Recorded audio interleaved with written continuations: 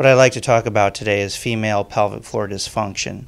That may involve a myriad of conditions involving stress incontinence of the bladder, urge incontinence of the bladder, fecal incontinence, pelvic floor prolapse, vaginal atrophy, or pelvic pain. Our center not only deals with traditional medical surgical approaches to these symptoms, but also offers an integrative, holistic pelvic floor therapy side to helping women improve their life and their pelvic health. Typically, these symptoms are symptoms that occur around the perimenopausal period. They may involve sudden urgency, frequency issues of urination or defecation, dryness of the vagina, irritation during intercourse, and or feelings of pelvic pressure or an actual bulge through the female birth canal that may signify pelvic floor prolapse. So what our practice does is we can often offer a consultation for women who experience those symptoms in a timely manner, either with myself or my nurse practitioners, to provide accurate consultation, testing, and then development of a plan, whether it may be medicinal treatment, pelvic floor therapy, or even surgical repair.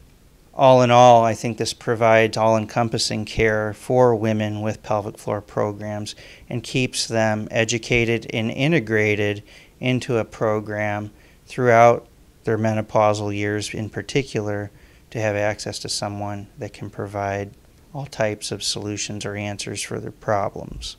When a patient first schedules an appointment with us, in order to have that patient be able to get access to the office, we will often speed up the interview process by having that patient see nurse practitioners that are very adept at women's health and pelvic floor problems. That way, that woman gets into the office, can get testing, and then see me to develop a surgical plan if there is one needed. From that point in time, I typically, for emergent cases, sometimes we have to do surgery within the week. Other cases, usually within the month. Surgeries usually nowadays involve overnight stays for more major operations, and then a 6-week recovery period on average for pelvic rest and healing purposes.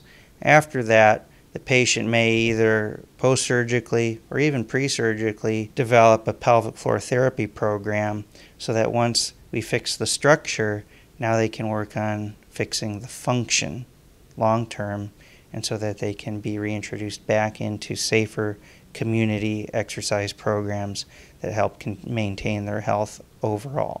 We have had women who have had multiple pelvic floor operations elsewhere, some with vaginal mesh kits that have not worked out well, where they have recurrent prolapse, pain, and recurrent leakage. That is where we can offer those women a minimally invasive robotic type repair for the recurrent prolapse.